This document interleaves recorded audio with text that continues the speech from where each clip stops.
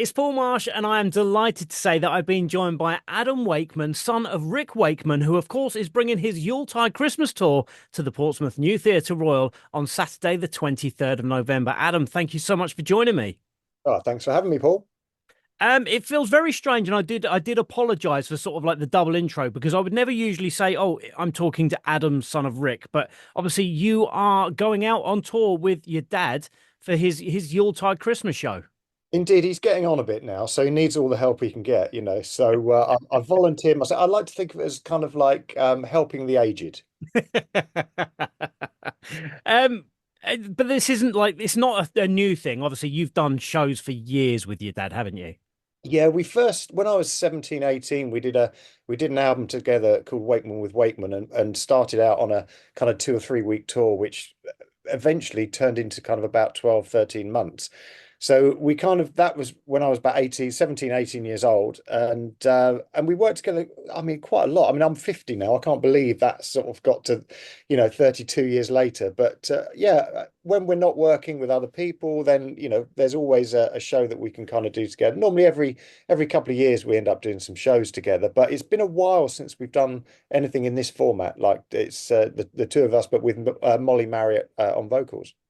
Yeah, this show, the Yuletide show's a little become a little bit legendary, hasn't it? And then obviously, I know, your dad used to do the show sort of mainly on his own, and then he had a year off last year, I believe, and now he's bringing it back and making it bigger and better. Yeah, he never likes to kind of sort of repeat too much. He wants to make things a little bit different, not just for the audience sake, but from a performer's perspective as well. You don't want to be just doing the same thing over and over again.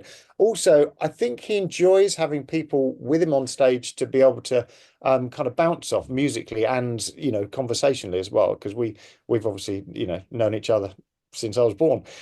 So we can kind of, we can chat about all sorts of things and we spark memories from each other as well. That's another good thing with a rapport is that, I can remind him of things that he might have forgotten about and vice versa. Yeah, well, that was going to be my next question is obviously what makes the show different with obviously Rick on his own and now with the three of you together.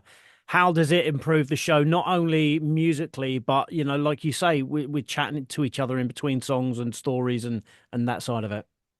Yeah, I mean that's pretty much how the format's going to work. We when we first started working together when I was sort of 18, 19, 17, 18, 19, that kind of period, I didn't have a microphone. And so it was always dad was just telling stories and then I was just really the accompanying on the musical front. But then over the years, he rather foolishly, I think, sort of felt comfortable giving me a microphone, and now he can't get it away from me. So tough one, Dad. He's going to have to put up with whatever I whatever I decide to talk about as well. So, what can we expect from the Yuletide show? Are we going to have like an hour and a half of the usual Christmasness, or have you got something different planned? There will be a mix of stuff from my dad's back catalogue with Molly singing. There'll be some instrumental stuff that people will expect, and there will be some Christmas tunes. You can't go out on tour in December and not have Christmas tunes. You would be properly bar humbugged for trying to do that. So there'll be. I mean, it's a Yuletide show. So you can't really not expect some Christmas joy there somewhere. Have you got the particular tracks of yours that are favourites, or is there every now and again one creeps up and you think, oh no, not this one again?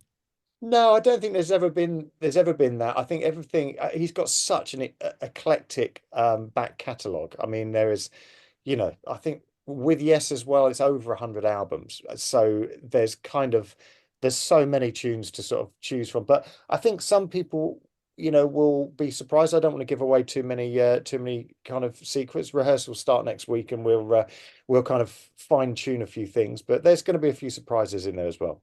That's what we like to hear. Because the thing is, like you say, with so many tracks to choose from, it's probably quite difficult to get it down to an hour and a half, 2 hours, however long the show is.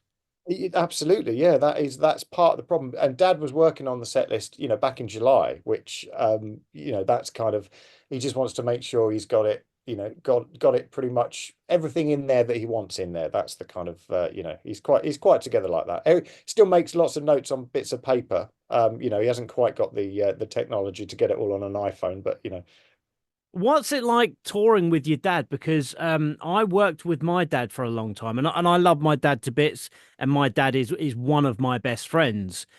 But working together like 5 days a week, it was a challenge at times. A clash of personalities, a clash of egos, and different eras, and all of that sort of stuff. So, what's it like going out on tour with your dad?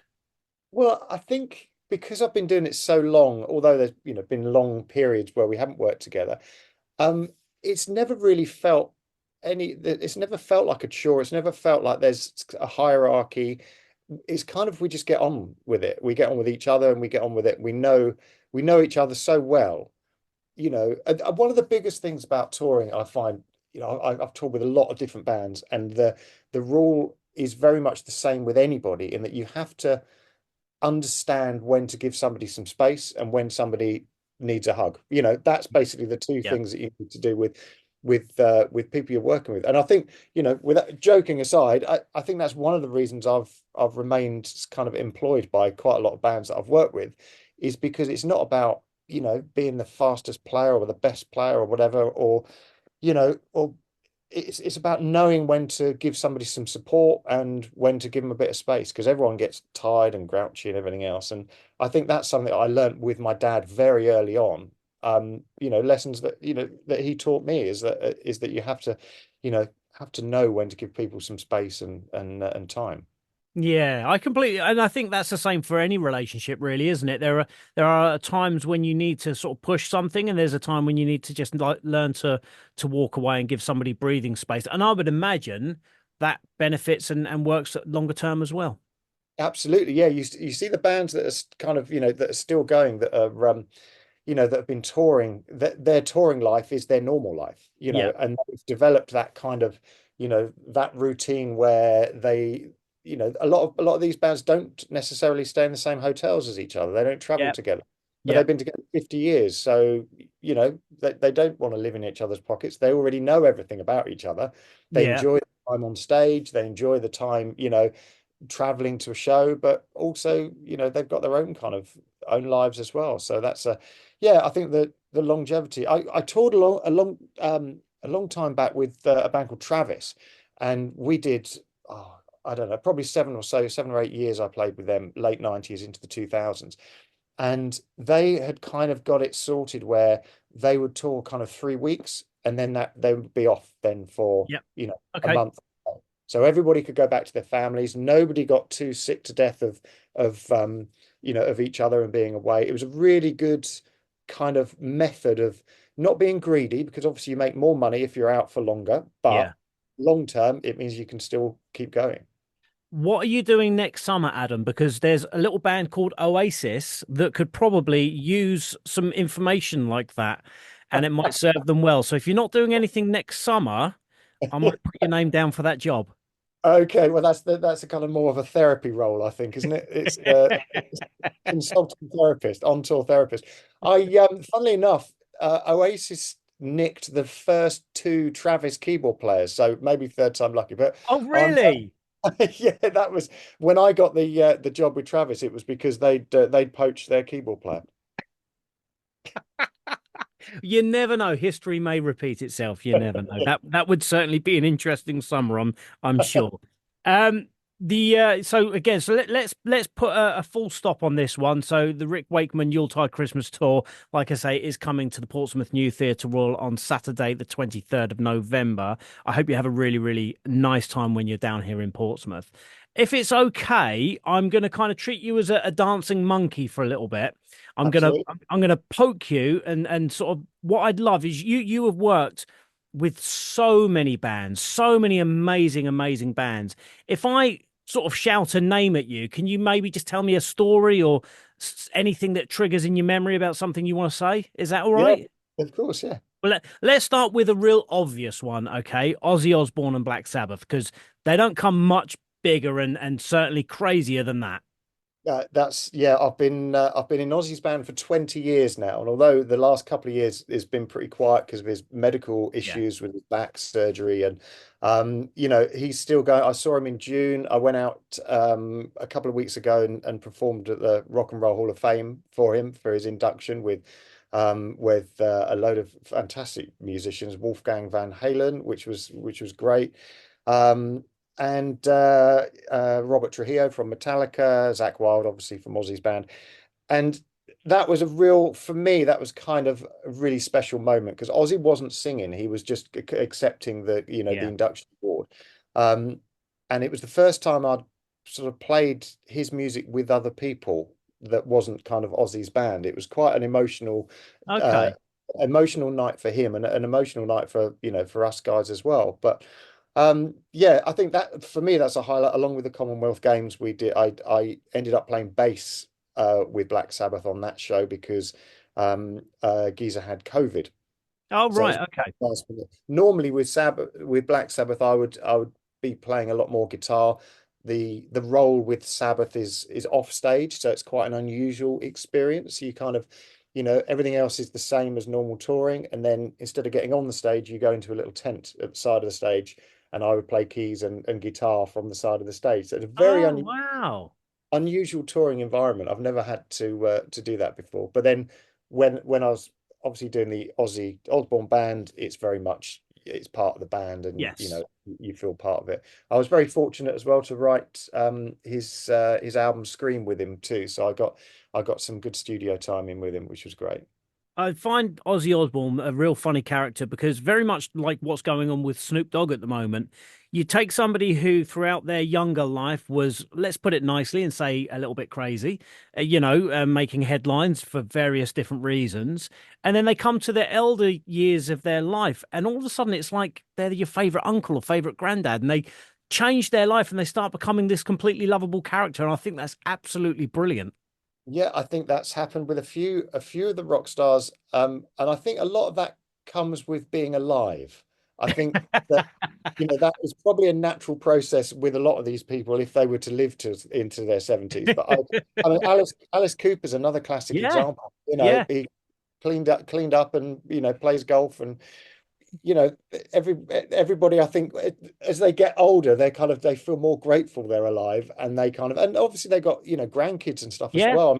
Yeah. Sharon and Ozzy have got quite a few grandkids now, and I mean, they've always been so devoted to the family. That's one of the things that I've loved most about working for them is that family always comes first. A very quick story, if I can. Yeah. You did ask Yeah, for a no, absolutely, absolutely. when I was, it would have been about 15 years ago, 15 or 16 years ago, I was on holiday in Tenerife with my wife and my daughter Skylar, who's 3 years old. And about a week later, I was about to start a very long Aussie tour, starting off in Europe. And my daughter fell off a slide. She's absolutely fine now, by the way. I'll preempt it.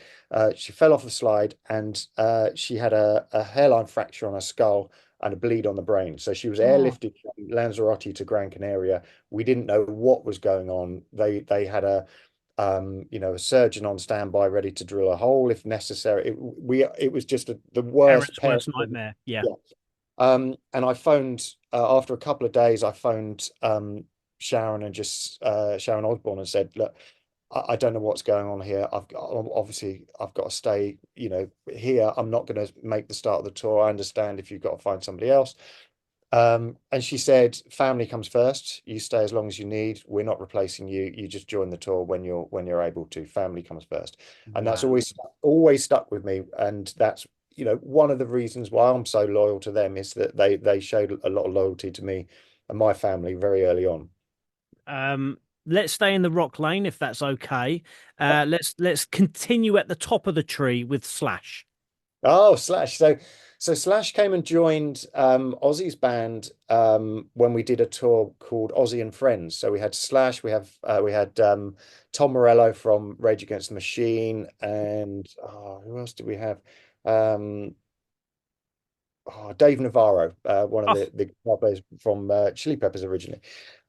So we did a tour with those guys, and then I went on and did some shows, Slash and Friends around Europe. So I went and sat in with him. He's great. I mean, um, I mean, such an icon to me he's one of my favorite guitar players. It was him and Van Halen and Jimmy Page. They oh, were my three. And so to work with him, and he's great, he's just a really, he's got a pacemaker as well. I have a pacemaker, so we bonded over and sort of near-death experiences. That's the thing that I love, and that's what's so funny about rock and roll is sometimes when people get together and talk about the least rock and roll things you could possibly imagine. Oh, honestly, you have no idea. Some of the most metal people, But when I was doing the Ozfest in America with Ozzy and Sabbath back in, sort of the 2010s, that period, there are a lot of these kind of metal bands that, tattooed faces and just, really frightening sort of people. And I'm not saying they're going to flower arranging classes, but, they're all in the gym and they're all kind of non-drinking, and it's Yeah. not what you expect. Some of Yeah. the calmest, nicest people I've met at those Ozfests. It was amazing. Well, I mean, obviously Keith Flint was a very keen gardener as well, so Yes, it, indeed. exactly. Let's change tact a little bit, if that's okay. What was it like working with Robbie Williams? Yeah, I went in for a couple of weeks to cover for his keyboard player. So a lot of these artists that I've worked with, some I've worked with for, let's say 20 years, Yeah. some it was a few weeks here and there. Yeah. I really liked him. I just we went to Germany and did some promo stuff for his album. I can't remember which album it was now. But he was really nice. I liked him. I was obviously a big Take That fan. I was lucky enough to work with them about 5 or 6 years ago on their European tour. So I kind of did the Take That without Robbie, and before that did a couple of weeks with Robbie. You, He at was really least you nice. ticked off your bingo card on that one anyway. You got them all. I got the full house. Yeah. For the last one, I'm going to let you choose. You think about whichever story you think is better. I'm going to let you Yeah. choose between Atomic Kitten or Corey Taylor. I knew that was coming. I'm going to go with Atomic Kitten because I did a show with Corey Taylor at the Earl's Court, 50 Years of Loud for Marshall. So I only actually worked with him once, although he was on the Ozfests that we did for a few years. So I got to sort of know him a little bit. He was great. I think he's got a great voice. Yeah. You don't hear him singing so much because you're more so in his band Stone Sour, but not so much with with the Slipknot stuff. Atomic Kitten was my first proper bus tour. And I'm going to go out on a limb here and say one of the most rock and roll tours I've ever been on. Uh, I'm not saying the girls were particularly rock and roll. The band, it was like, it was like waking up as a 9-year-old in a sweet shop and knowing that nobody's going to come and tell you to get out. It was crazy. It was absolutely brilliant. We were up all night and just partying. It was everything that you wouldn't expect from being on tour with Atomic Kitten. But it was brilliant. I really loved it, and I keep in touch with a lot of those guys. Steve Barney, the drummer, we did Annie Lennox together back in 2000s. We worked together on various other projects, and that's what's really nice about all these different artists is you get to bump into a lot of these people. I've been working with Tony Hadley quite a lot in the last kind of 3 or 4 years, and doing a lot of the 80s festivals. I'm bumping into a lot of old friends that I haven't seen for 10, 15 years, which is really lovely. But I'm going to throw one of my favorites though in very quickly, Go which on. was a band I always loved as a kid, Deep Purple. I got Okay. lucky. Yeah. I got a call with 4 days' notice to go out to India and play a festival with them because Don Airy was unwell. So very last minute, learn the set, get out there, no rehearsal, 40,000 people playing with my absolute idols. Was Wow. absolutely brilliant. That's one of the highlights of the last 32 years for sure. Amazing. One of my favorite bands are touring with them at the moment, Reef. Oh, of course, they're West Country lads. Yes. I was brought up down in Bideford in North Devon, so yeah, it's kind of I used to sort of bump into those guys every now and again. Yeah, I've whenever they come around Portsmouth area, we always hang out. Lovely, lovely, lovely guys. Really, really nice. Adam, thank you so much for talking to me. I really do appreciate it. I know we've very much got off subject, and we'll probably end up splitting this into two interviews or something like that. Sorry. But just a reminder for that anybody is still listening and interested in the Christmas show. Rick Wakeman's Yuletide Christmas Tour coming to the Portsmouth New Theatre Royal on Saturday, November. Saturday, November 23rd. I hope you enjoy Portsmouth. I'm sure it's not your first time in town, but I hope you enjoy your time with us. That's great. Thanks, Paul. Thanks for having me.